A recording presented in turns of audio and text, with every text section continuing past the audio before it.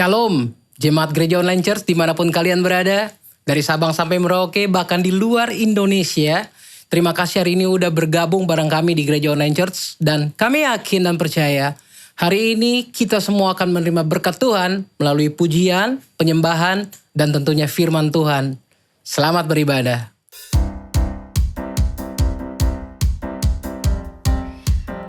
Hanya Kau Tuhan sumber kekuatanku. Oh, tak pernah ku ragu akan kesetiaan-Mu. Kau pegang hidupku sepenuh jiwaku. Ku yakin dan percaya Kau tuntun langkahku. Yesus, Kaulah Raja dalam hidupku, berkuasa berjaya untuk selamanya. Hanya Kau Tuhan, sumber kekuatan, kuasa-Mu tercurah bagiku senantiasa. Berkat-Mu Tuhan, ku kan berjalan dari kemuliaan sampai kemuliaan selamanya.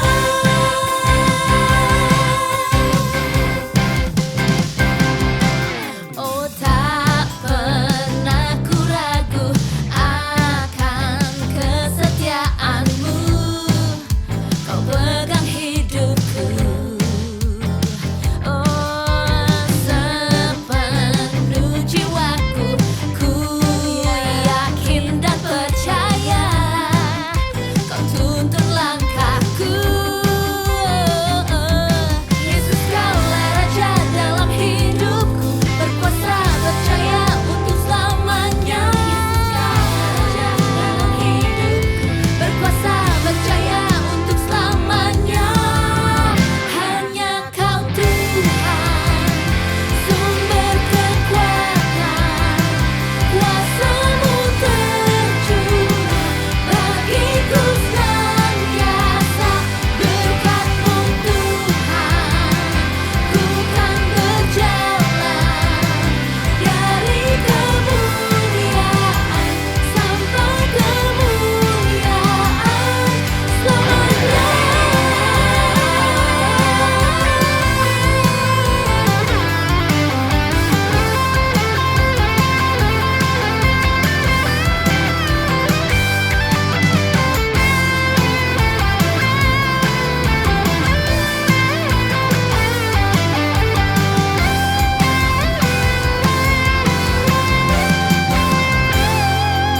Yesus, Kaulah Raja dalam hidupku, berkuasa berjaya untuk selamanya. Yesus, Kaulah Raja dalam hidupku, berkuasa berjaya untuk selamanya.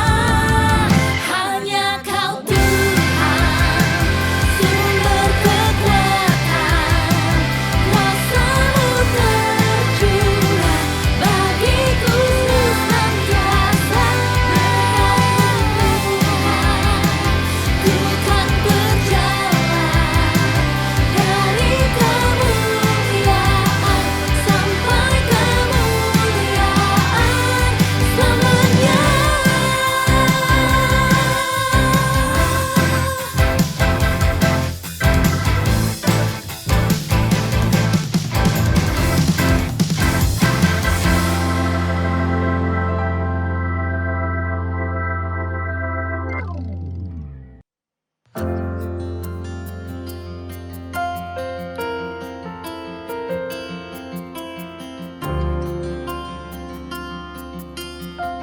Kami temukan Tuhan kekuatan di dalam hadirat-Mu. Bawa kami menyembah-Mu Tuhan lebih dalam. Ku menyembah dalam kudus hadirat-Mu. Hampiri tata kasih karunia-Mu Bapa.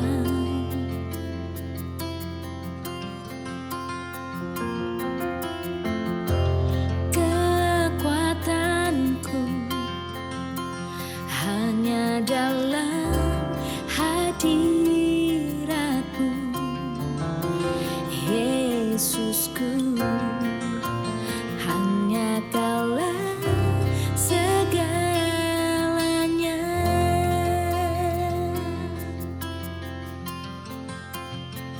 Ku yakin Kau hadir di sini, ku rasakan kuasa yang tak terbatas. Ku yakin Kau nyata di sini, kemenangan terjadi di sini.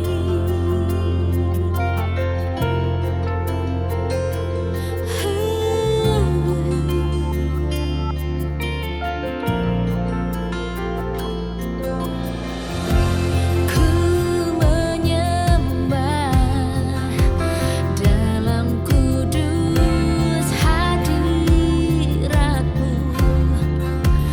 hampiri tata kasih karunia-Mu Bapa.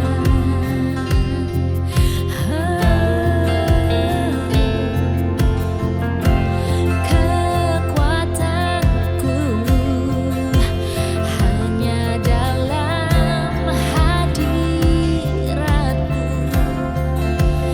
Yesusku, hanya Kaulah segalanya.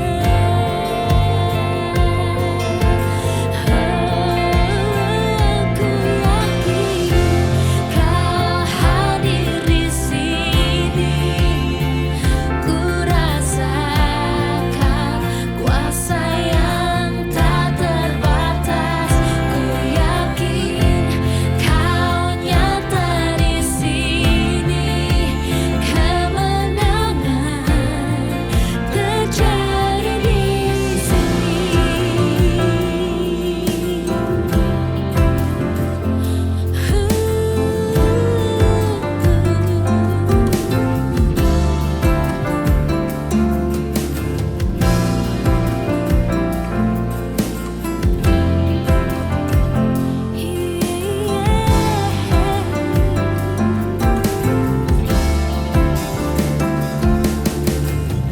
Senang jiwaku memuji-Mu, sungguh besar Kau Yesusku. Senang hatiku menyembah-Mu, Kau besar, Kau besar. Senang jiwaku memuji-Mu, sungguh besar Kau Yesusku. Senang hatiku menyembah-Mu, Kau besar, Kau besar, Kau besar, Kau besar.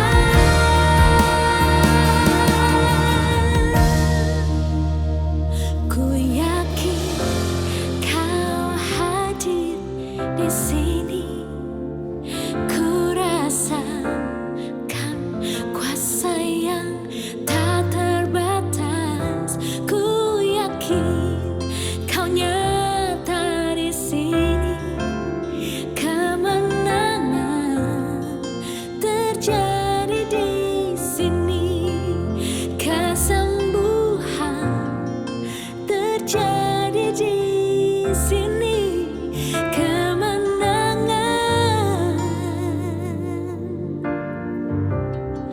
terjadi di sini.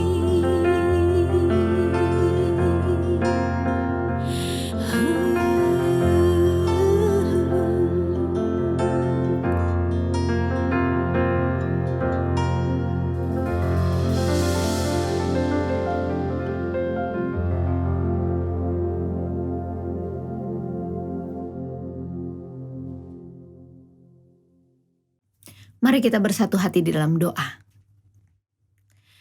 Seperti pujian ini Tuhan, kami percaya bahwa Engkau ada di tengah-tengah kami. Engkau ada Tuhan dan bertahta di atas pujian kami Tuhan. Dan kami tahu di dalam hadirat-Mu ada kelepasan. Di dalam hadirat-Mu kami menemukan kekuatan. Dan di dalam hadirat-Mu Tuhan, kami yang sakit, kami percaya kami sudah disembuhkan. Terima kasih Tuhan untuk lawatan-Mu hari ini. Terima kasih untuk hadirat-Mu. Kami bersyukur untuk kasih karunia-Mu yang melimpah atas hidup kami. Dan saatnya Tuhan kami mau duduk diam, ambil bagian yang terbaik untuk mendengarkan isi hati-Mu Tuhan. Kami serahkan waktu ini ke dalam tangan-Mu. Di dalam nama Yesus kami berdoa. Amin.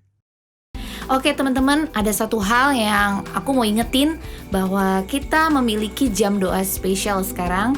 Kita mau undang teman-teman untuk bisa join bareng-bareng kita setiap hari Senin sampai Jumat jam 6 sore. Teman-teman bisa join langsung di live Instagramnya Gereja Online Church. Di sana akan ada Pastor Mario yang akan memimpin kita dalam doa. Teman-teman bisa sampaikan apa yang menjadi pokok doa teman-teman di sana. Dan juga mungkin teman-teman mau berdoa bagi saudara atau keluarga, teman-teman juga bisa ambil bagian di sana, berdoa bersama dengan kita. Khususnya kita akan bersatu hati berdoa teman-teman buat bangsa kita Indonesia dalam menghadapi masa-masa pandemi seperti ini. Oke teman-teman, so jangan lupa ditunggu kehadirannya Senin sampai Jumat jam 6 sore di live Instagram Gereja Online Church. Siapkan hati kita bersama untuk mendengarkan firman Tuhan. Guys, kalau kita ngomong tentang COVID, pastinya kita mulai dengan krisis kesehatan yang terjadi di seluruh dunia. Pandemi ini sudah membunuh lebih dari jutaan orang di seluruh bumi, ya. Dan kalaupun mereka nggak meninggal, tapi karena mereka terinfeksi, mereka masuk dalam kondisi kritis. Mereka mesti dibawa ke ICU, mereka bawa di rumah sakit, ada yang mesti isoman. Dan kalaupun mereka bisa sembuh lagi, kalaupun mereka keluar dari kondisi kritis tersebut, masih begitu banyak yang mengalami efek yang berkesinambungan, lasting effects karena pandemi ini, ya kan? Dan tentunya kita mesti ngomong tentang krisis ekonomi. Banyak perusahaan mesti tutup, banyak pabrik-pabrik mesti tutup, banyak orang yang di PHK, atau kalaupun nggak di PHK, mereka mesti terima potong gaji. Bahkan kadang-kadang sampai 50%. Guys, it's a problem. Dan problem ini adalah sesuatu yang sangat penting, sangat urgent. And that's why kita berdoa, kita bahas ini berulang-ulang. Karena dua masalah ini adalah dua masalah yang sangat penting, yang sangat membebankan hidup kita di hari-hari ini. Tapi yang hari ini kita mau bahas adalah sesuatu yang walaupun berbahaya, walaupun penting, tapi kadang-kadang kita bukan cuma kita nggak bahas, kadang-kadang kita malu atau kita nggak mau untuk bahas. Kita berbicara tentang kesehatan mental kita. Kita berbicara tentang gangguan di dalam emosi kita ketika mengalami pandemi ini. Iya nggak sih? Karena orang-orang banyak yang sakit, ada yang meninggal, ya kan? Orang-orang nggak bisa kerja, orang-orang lagi krismon. Dan karena PPKM kita nggak bisa ibadah, nggak bisa ketemuan, nggak bisa liburan. Banyak orang tuh lagi depresi sekarang. Banyak orang secara emosi, secara mental nggak berada di dalam sebuah situasi yang sehat. Dan karena itu kita harus berbicara gimana sih kita bisa bantu, gimana kita bisa bantu teman-teman yang lagi depresi, dan juga gimana kita bisa membawa diri kita keluar dari depresi tersebut. Dan untuk itu kita mau belajar dari firman Tuhan dari ceritanya Nabi Elia di 1 Raja-Raja pasalnya yang ke-19. Ki ata Adonai ha-Elohim. I will have my revenge, Elijah. By this time tomorrow, you'll be as dead as any one of those prophets. Guys, hari ini kita mau belajar sebuah kebenaran yang kita sering lupa waktu kita menghadapi depresi, dan juga waktu kita mencoba membantu teman-teman kita yang lagi putus asa, yang lagi menyerah, yang lagi depresi. Oke? Dan mudah-mudahan kalau kita ingat kebenaran ini, kita udah nggak lagi akan menghakimi, kita nggak lagi menjelek-jelekan, kita nggak lagi melecehkan, tapi kita melayani dan mengasihi. Dan ini kebenarannya, oke? Coba ingat ini. Yang namanya depresi, nggak usah pakai alasan. Sekali lagi, depresi nggak usah pakai alasan. Oh, emang orang tuanya baru meninggal. Oh, emang dia baru COVID. Oh, memang dia uangnya lagi habis karena dia baru dipecat, dan sebagainya dan sebagainya. Guys, kita bisa lihat lewat cerita Nabi Elia ini bahwa orang yang sedang dipakai Tuhan secara dahsyat, orang yang sedang sangat sukses dalam karirnya, dia pun bisa mengalami depresi. Ya, coba kita lihat Nabi Elia. Sebagai nabi, dia adalah nabi yang sangat sukses. Bahkan kita bisa bilang bahwa dia adalah nabi perjanjian lama nomor 2 terhebat setelah Nabi Musa. Kita bisa lihat kok di situ bahwa Tuhan pakai dia secara dahsyat. Tuhan juga menyediakan dia secara dahsyat. Nah, kenapa sih dia sekarang lagi depresi? Karena dia lagi takut. Dia lagi diuber-uber mau dibunuh oleh Queen Jezebel. Nah, kita mesti tanya dong, kenapa sih Ratu Jezebel ngebet banget gitu untuk tangkap dan bunuh dia? Oh, because he was so successful. Ya, yang namanya Queen Jezebel itu, dia membawa datang imam-imam, nabi-nabi palsu yang menyembah ilah palsu yang namanya Baal. Nah, Tuhan menggunakan Elia di atas Gunung Karmel untuk membuktikan once and for all, satu untuk seterusnya, bahwa hanya ada satu Tuhan dan dia adalah Yahweh Sabaoth yang namanya Tuhan alam semesta, Tuhannya orang Israel. Di sini mesbah Tuhan, di sini mesbah Baal. Oke, lo doa, lo mau muter-muter, lo mau teriak-teriak sampai suara lo serak, terserah. Coba lo bisa kirimkan Tuhan lo supaya dia bisa membakar mesbah ini dan menerima persembahan lo. Bisa nggak? Bisa nggak? Nggak pakai api. Nggak bisa. Berjamnya mereka muter-puter, tidak bisa. Tapi di hadapan bangsa Israel, bangsa yang lagi bingung, mana Tuhan yang benar? Tuhannya raja gue, ratu gue, atau Tuhan nenek moyang gue yang disembah Nabi Elia ini? Elia cuma angkat tangan, dia berdoa, api turun dari surga, boom! Di situ mesbah terbakar dan persembahan langsung hangus, diterima aromanya oleh Tuhan semesta alam. Dan setelah itu langsung Tuhan buka langit dan di situ hujan langsung datang turun setelah tanah kering kerontang setelah bertahun-tahun tidak menerima hujan karena Tuhan marah. Mereka sudah menyembah Baal, bukan menyembah Tuhan alam semesta. Oh, dahsyat kan? Sekali lagi karena dia terlalu sukses, makanya dikejar oleh Queen Jezebel ini. Tapi guys, come on. Kalau lo udah lihat api turun dari langit, kalau lo nggak bisa lihat langit itu dibelah supaya hujan bisa turun setelah tahun-tahunan kering kerontang. Kalau lo udah pernah dikasih makan sama burung-burung gagak, ya nggak sih? Kalau lo pernah berdoa dan anak kecil bangkit dari kematian, lo udah lihat semua kuasa Tuhan, lo udah rasakan dan lo udah dengar suaranya. Masa lo cuma diuber sama seorang perempuan aja lo langsung takut? Tapi sekali lagi, kita itu kalau lagi patah semangat, kalau kita itu lagi ketakutan, you don't need a reason, ya. Kita nggak butuh alasan untuk depresi. Jadi jangan sekali-kali kita menyepelekan, jangan sekali-kali kita menghakimi orang lain ataupun diri kita kalau kita lagi goyang, kalau kita lagi masuk ke dalam depresi itu. Karena yang namanya depresi itu tidak perlu butuh alasan. Dan ini yang terjadi, ya. Di sini kita lihat bahwa Tuhan kita adalah Tuhan yang sangat-sangat baik. Tuhan kita is a gracious God. Tuhan yang kasihnya itu melimpah-limpah, yang mengasihi kita lebih daripada apa yang kita bayangkan. Coba kalau misalnya gue ya, anak buah gue gitu, kalau misalnya gue udah tunjukkan bahwa perusahaan gue tuh hebat, punya duit untuk beli, punya duit untuk biayain semua anggota dan anak buahnya, ya nggak? Terus sesuatu terjadi, terus anak buah gue, gue nyerah. Gue sih bete guys. Lo nggak tahu betapa kayanya gue, lo nggak tahu betapa terkoneksinya gue, lo nggak tahu kalau gue bisa selesaikan masalah ini gampang aja. Bubar.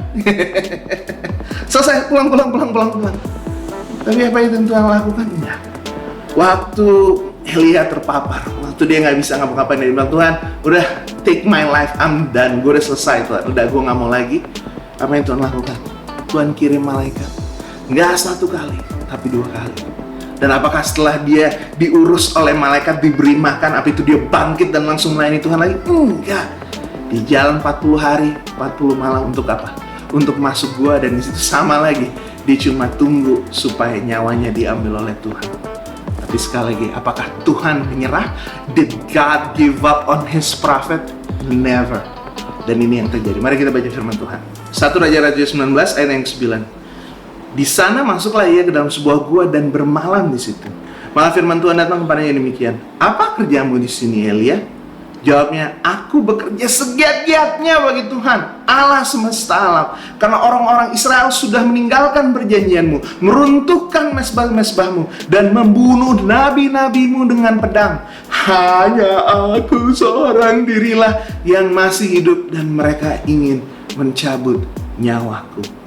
Guys, kan dia tahu this is not true. Ini gak benar. Orang waktu dia turun dari Gunung Karmel, dia udah lihat kok ada revival di tengah bangsa Israel. Mereka bangkit dan mereka lawan, mereka bunuh nabi-nabi palsu, imam-imam keji tersebut. Guys, he knows. Dan dia tahu kok ada nabi-nabi yang lain. Tuhan gak pernah tinggalkan dia sendirian. Dan dia juga ada di kerajaan Israel Utara, Yehuda, kerajaan Israel Selatan. Ada juga nabi yang bekerja di sana. So what's he thinking about? Sekali lagi, yang namanya logika, yang namanya alasan, lo nggak sebut. Kalau lo lagi depresi, apapun yang lo mau katakan, kebenaran apapun yang orang kasih tahu, you just don't wanna hear it. Pokoknya gue lagi sedih, pokoknya gue lagi bete, ya udah biarkanlah gue depresi. Oke. Dan di sini kita lihat apa yang Tuhan hendak lakukan. Ayat 11. Lalu firman-Nya, keluarlah dan berdiri di atas gunung itu di hadapan Tuhan. Maka Tuhan berlalu, angin besar kuat membelah gunung, memecahkan bukit batu, mendahului Tuhan. Tapi Tuhan tidak ada di situ. Dan sudah angin itu datang gempa, tidak ada Tuhan dalam gempa itu. Sudah gempa datang api, tidak ada Tuhan dalam api itu. Dan sesudah api itu datanglah bunyi angin sepoi-sepoi biasa. Segera sesudah Elia mendengarnya, ia menutup mukanya dengan jubahnya, lalu pergi keluar dan berdiri di pintu gua itu. Maka datanglah suara kepadanya yang berbunyi, apakah kerjamu di sini, hai Elia? Oke, kita stop di situ dulu. Ini berbicara sekali lagi tentang nabi terhebat di Israel setelah Musa. Dan waktu Musa setia kepada Tuhan, waktu Tuhan mau memberikan a gift for Moses. Oke, gue mau kasih lo sesuatu karena iman percaya lo, karena kesetiaan lo. Apa yang lo minta, gue akan kasih. Dan di situ Musa bilang apa? Tuhan, kalau boleh, aku bertatap muka dengan engkau. Tapi situ Tuhan bilang, oke, you cannot see my face. Lo gak bisa lihat muka gue. Tapi karena I love you so much, walaupun kekudusanku bisa membakarmu, sekarang gue akan panggil lo masuk sini. Lo masuk ke dalam lubang ini, ya. Lo masuk ke selipan yang di sini, di tengah-tengah gunung. I will pass you by. Aku akan melaluimu. Dan habis itu setelah aku lewat, engkau boleh ngintip. And you can see my glory passing you by. Lo bisa lihat kemuliaanku meninggalkan engkau dari belakang. And for Moses, it's the greatest thing ever. Ini adalah sebuah berkat dan itu mengubah hidup dia dan mengubah pelayanan dia kepada bangsa Israel yang ada di bawah gunung. Ya, tapi apa yang terjadi? Waktu ini terjadi pada Elia. When God did the same thing, waktu Tuhan mencoba melakukan sesuatu yang sama, memberkati Elia dengan berkat dan hadiah yang sama yang sudah dia berikan kepada Musa. Ini responnya Elia. Aku bekerja segiat-giatnya bagi Tuhan, Allah semesta alam, karena orang-orang Israel meninggalkan perjanjianmu, meruntuhkan mezbah-mezbahmu, dan membunuh nabi-nabimu dengan pedang. Hanya aku seorang dirilah yang masih hidup, dan mereka ingin menyabut nyawaku. Apa artinya? Dia udah lihat kuasa Tuhan, ya. Waktu Tuhan lewat, Tuhan itu nggak pegang gunung, dia nggak gunung, habis itu gunungnya goyang, dia nggak injak, habis itu ada gempa bumi, enggak, dia nggak berhembus, habis itu semua pada jatuh-jatuh, ya kan, habis itu ada angin puting beliung, enggak, dia nggak waktu itu buka langit, habis itu api turun dari atas, enggak, dia cuma lewat, guys, cuma lewat. Tapi karena begitu dahsyat His manifestation, ya, His theophany, begitu dahsyat hadiratnya di tengah dunia yang natural ini, His supernaturalness, dia yang supernatural lewat di dunia natural ini, maka semua hal-hal yang dahsyat ini terjadi supaya Elia tahu siapa Tuhan yang dia sembah. Tapi jawabannya Elia apa? Jawabannya Elia sama aja. Nyala Tuhan. Oke, cool, hebat lo Tuhan, hebat. Tapi gue sekali lagi, gue di sini karena gue capek, gue di gua ini karena gue udah lihat semua pelayanan gue sia-sia, gue udah lihat bahwa gue cuma sendiri, man, gue sendirian melakukan ini di tengah bangsa yang udah meninggalkan engkau. Tapi di sini kita harus belajar sesuatu yang, sesuatu yang menyedihkan, bahwa apapun yang Tuhan lakukan, betapa dahsyatnya kuasa Tuhan yang Tuhan sudah saksikan di dalam hidupmu. Tapi kalau misalnya lo udah lihat dan lo udah rasakan Tapi kalau lo mau depresi, lo depresi aja. Dan itu kenapa dia tetap masih mau masuk balik lagi ke dalam gua depresi tersebut. Udah lihat kuasa Tuhan, udah lihat manifestasinya di dalam kehidupan kita, tapi kita tetap masih mau depresi aja. Because it's a choice, adalah sebuah pilihan. Walaupun kita udah lihat kuasanya, alami kuasanya di dalam kehidupan kita, yang namanya depresi adalah pilihan. Betul, ada yang nggak bisa pilih karena hormonnya, ya kan, makanya mesti dikasih obat. Ada yang mesti terapi dan sebagainya. Ada yang memang depresi karena udah lama nggak makan dan sebagainya. Depresi karena lagi sakit atau dia juga lagi nggak punya uang dan sebagainya. It's understandable. Tapi kalau terus-terusan dan udah lihat Tuhan menyediakan, udah lihat Tuhan menyembuhkan, udah lihat Tuhan buka jalan, well, it's a choice. Adalah pilihan kita kalau kita mau keluar dari gua tersebut atau kita tetap sama, nggak ada bedanya. Sebelum atau sesudah menyaksikan kuasa Tuhan, kita masuk lagi ke depresi kita. Tapi sekali lagi, Tuhan kita adalah Tuhan yang penuh kasih. Tuhan kita adalah Tuhan yang punya kasih karunia, yang memberikan kasih karunia. Sekali lagi, Dia tidak menyerah dan Dia panggil lagi nabinya. Dan ini kata Tuhan, firman Tuhan kepadanya, pergilah, kembalilah ke jalanmu melalui padang gurun ke Damsyik, dan setelah engkau sampai, engkau harus mengurapi Hazael menjadi raja atas Aram. Yehu cucu Nimsi haruslah kau urapi menjadi raja atas Israel, dan Elisa bin Safat dari Abel Mehola haruslah kau urapi menjadi nabi menggantikan engkau. Dan semua orang yang lo takutin, nih dengar ya, ini yang akan terjadi untuk orang-orang yang lo takutin. Maka siapa yang terluput dari pedang Hazael akan dibunuh oleh Yehu. Siapa yang terluput dari pedang Yehu akan dibunuh oleh Elisa. Tetapi supaya engkau tahu, aku akan meninggalkan 7.000 orang di Israel, yakni semua orang yang tidak sujud menyembah Baal dan yang mulutnya tidak mencium dan menyembah Dia. Tuhan kasih tahu di situ. Supaya lo tahu ya, ada 7.000. Nggak cuma lo satu, nggak 10, nggak 100. 7.000 ada orang di Israel. Walaupun rajanya, walaupun petinggi-petingginya, walaupun pemimpinnya udah sujud menyembah ilah palsu itu, tapi mereka tetap menyembah Tuhan orang Israel. Bukan cuma lo. Jadi Tuhan kasih di situ kebenaran. Sekali lagi, bukan untuk menegur, tapi untuk membangkitkan Elia. Just for you to understand the perspective. Biar kebenaran ini mengubahkan hidup lo, bahwa nggak lo sendirian, dan ini lo tahu. Tapi ada orang-orang lain, nggak 2, nggak 3, tapi 7.000 yang masih setia kepadaku di tempat ini. Tapi di sini yang kita harus belajar, dan mudah-mudahan semua di sini nggak lupa kebenaran yang ini. Dengar semua. Tuhan bilang begini, engkau keluar dari sini, and you do your job. Engkau lakukan tugasmu sebagai seorang nabi. Engkau urapi raja di Aram, engkau urapi raja baru yang akan menggantikan Ahab, Yehu di Israel, ya. Dan engkau urapi nabi yang akan meneruskan pengerjaanmu, karena namanya firman Tuhan, yang namanya panggilan Tuhan, yang namanya kuasa Tuhan, nggak cuma tergantung sama lo aja, Elia. Sekali lagi, 7.000 ku selamatkan karena mereka tidak pernah menyembah Baal sama sekali. Guys, di sini Tuhan panggil Elia untuk keluar dari gua. Apakah Tuhan kasih makan lagi? Enggak. Apakah Tuhan di situ tinggalkan dia? Juga enggak. Tuhan tidak pernah menyerah. Tapi dia nggak kasih obat, dia nggak kasih makan lagi, dia nggak kasih pertolongan lagi. Tapi dia kasih sesuatu yang lebih tinggi dari itu. Dia panggil Elia untuk melayani dia. Sekali lagi, Elia dipanggil untuk melayani. Tuhan memberikan tujuan di dalam kehidupan Elia, dan karena itu dia keluar dari gua itu dan keluar dari depresi tersebut. Sekali lagi, dia keluar dari depresi tersebut karena Tuhan panggil dia untuk memenuhi panggilannya di dalam kerajaan Tuhan. Ya, sekali lagi, memang ada yang mesti minum obat karena depresi, karena hormon dan sebagainya. Memang ada yang mesti konseling.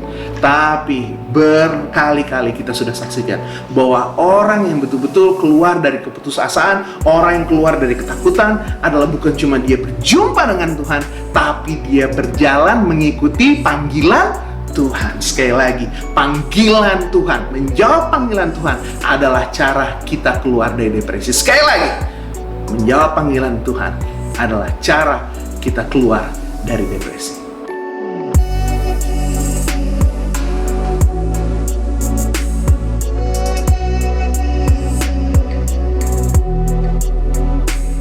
Jadi guys, yang namanya depresi itu nggak usah pakai alasan, ya kan? Walaupun lo lagi sukses, walaupun lo nggak terlalu terganggu karena pandemi, walaupun kehidupan lo dan juga penghasilan lo nggak terlalu berubah sebelum dan sesudah pandemi, tapi kalau namanya lagi depresi, ya lo nggak butuh alasan. Nggak butuh alasan untuk ada depresi. Depresi nggak butuh alasan. Ya, jadi jangan lo menghakimi diri lo sendiri dan jangan sekali-kalinya lo menghakimi orang lain. Dan ini yang sebagai pendeta gue sedih juga gitu, tapi I have to share this with you. Kadang-kadang walaupun lo udah bawa temen yang lagi depresi ke gereja, dia lihat orang disembuhkan, dia lihat keluarga dipulihkan, dan sebagainya. Walaupun dia juga diberkati, walaupun juga dia merasakan jamahan Tuhan. Tapi kadang-kadang kalau misalnya mereka tetap pilih untuk masuk gua itu lagi, kembali ke dalam depresi itu lagi, kembali ke kecanduan tersebut lagi, kita nggak bisa ngapa-ngapain karena again, it's his choice. Keluar masuk dari depresi itu pilihan dia. Dan ini yang sangat-sangat penting. Dengar. Tuhan selesaikan masalah ini. Bukan cuma dengan jamahan Tuhan, bukan cuma dengan menyaksikan kuasa Tuhan, bukan cuma dengar suara Tuhan, tapi Tuhan itu bisa selesaikan masalah depresi ini kalau kita mau untuk menjawab panggilan Tuhan di dalam hidup kita. Nah, ini masalahnya. I cannot tell you what God is calling you to do. Ini gue udah khotbahin berkali-kali. Yang namanya Pastor Mari cuma bisa bertanggung jawab atas panggilan Tuhan dalam kehidupan gue. Dan kalau lo ke gereja gue, kalau lo setia di gereja online, kalau lo minta didoain, gue bisa doain Tuhan. Berbicaralah kepada anak-anakmu supaya mereka tahu panggilan Tuhan di dalam kehidupan mereka. Tapi yang ini gue bisa kasih tahu, ya, bahwa kalau yang namanya panggilan Tuhan, it's not about you, ya, bukan masalah kesini, ya. Dan inilah kenapa yang namanya menjawab panggilan Tuhan itu bisa menyelesaikan masalah depresi. Kenapa? Karena kebanyakan kita depresi adalah ketika kita melihat cuma ke dalam dulu, ya nggak sih? Gue nggak punya ini, gue nggak pernah begini, gue lagi mengalami masalah seperti ini, ya kan? Me, I want this, I don't have it. Gue mau itu, gue nggak punya. Gue butuh ini, Tuhan nggak kasih. Me, gue, aku. Ya. Tapi yang namanya melayani panggilan Tuhan, udah panahnya tuh udah nggak masuk sini lagi. Tapi kepada Tuhan dan pada orang-orang di sekeliling kita. Makanya kalau kita ngomong dengan panggilan Tuhan, memang betul semua orang punya masing-masing. Gue nggak tahu panggilan Tuhan buat lo itu specifically apa. Tapi gue bisa tahu, kalau lo datang kepada gue dan bilang, Tuhan panggil aku untuk menjadi businessman yang sangat hebat di Indonesia. Tuhan panggil aku untuk menjadi sebuah artis paling ternama di Indonesia. Tuhan panggil aku untuk aku supaya menjadi orang yang sangat sukses di Indonesia. Nah, dengar. Of course Tuhan bisa angkat lo, ya kan? Of course Tuhan bisa dan mau untuk angkat lo ke tempat yang lebih tinggi lagi. Tapi bukan itu panggilan Tuhan dalam hidup lo. Tapi Tuhan bisa pakai itu semua supaya lo bisa memenuhi panggilannya. Tapi panggilannya itu apa? Memberkati orang lain, mengasihi orang lain, ya kan? Mungkin membantu pelayanan di daerah-daerah lewat apa yang lo punya, ya kan? Mungkin Tuhan mau pakai lo untuk menulis sebuah lagu yang orang-orang dengar.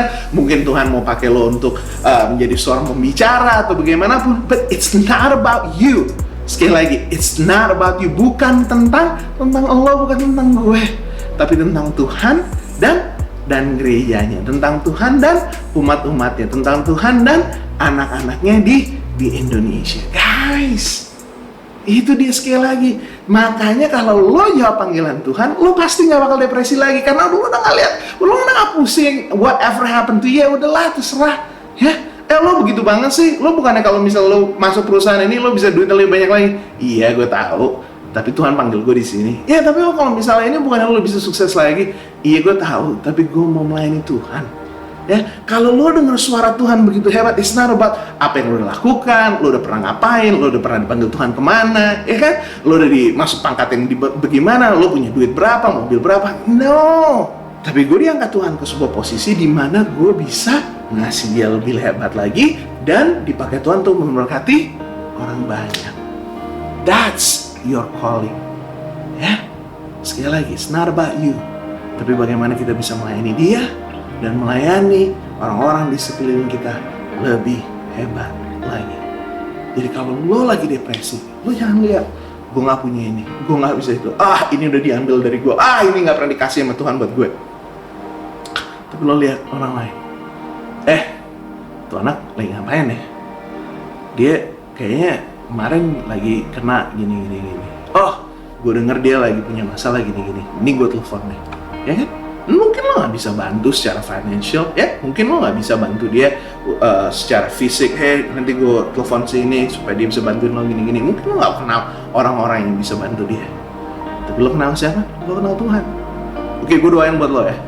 In Jesus name, dalam nama Yesus, Tuhan berkati. That's it. Lo tutup telepon, Tuhan jawab ya, Tuhan jawab enggak, Tuhan jawab nanti. That's not your business. Tapi lo udah nggak, you doing something for somebody else. Lo menolong orang lain. Sekali panahnya tuh udah keluar. It's not about you. Dan kalau lo hidup hari ini, besok, seterusnya, lo nggak mikirin kesini lagi. Tapi lo lihat, gue mau bantu orang, gue mau supaya dia diberkati, gue mau supaya dia tahu kalau gue sayang sama dia, gue mau supaya Tuhan tahu that I love him. You do it every single day. Dan lo fokusnya, panahnya udah nggak kesini lagi, tapi ke Tuhan dan ke orang-orang lain. Pasti pada suatu hari lo sadar, lo udah nggak di dalam gua lagi, lo udah nggak depresi lagi, tapi lo sudah berjalan menjawab panggilan Tuhan. Untuk keluar dari depresi, bukan untuk mengalami dan menerima kuasa Tuhan, bukan untuk mendengar suara Tuhan, tapi ketika kita melangkah menjawab panggilan Tuhan di dalam kehidupan kita. Mari kita berdoa. Tuhan Yesus, here I am, send me, hineni. Ini kami, utus kami Tuhan. Karena kami gak mau cuma lihat ke dalam lulu. Kami belum punya ini, belum dapat ini. Keluarga kami cuma segini, sementara yang lain begini dan begitu. No. Tapi kami di sini untuk mengasihi Tuhan dan untuk melayani anak-anak Tuhan. Dasar life. Itu tujuan kami. Itu bagaimana Tuhan panggil kami, dan itu yang mau kami jawab. Itu yang mau kami lakukan dalam kehidupan kami. Tuhan jaga kami, Tuhan lindungi kami, Tuhan angkat kami, berkati, cukupkan kami. Tapi izinkan kami untuk selalu menjawab ya ketika Tuhan panggil dan Tuhan mau pakai kami.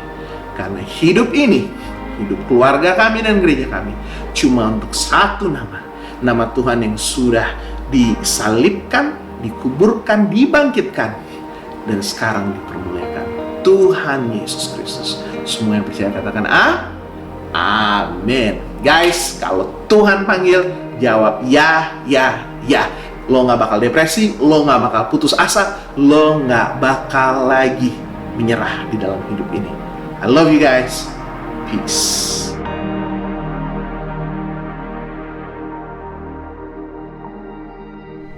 Selamat hari Minggu semuanya. Buat teman-teman yang merasa diberkati lewat pelayanan kami hari ini, teman-teman boleh juga ambil bagian untuk jadi berkat. Bisa transfer di rekening di bawah ini.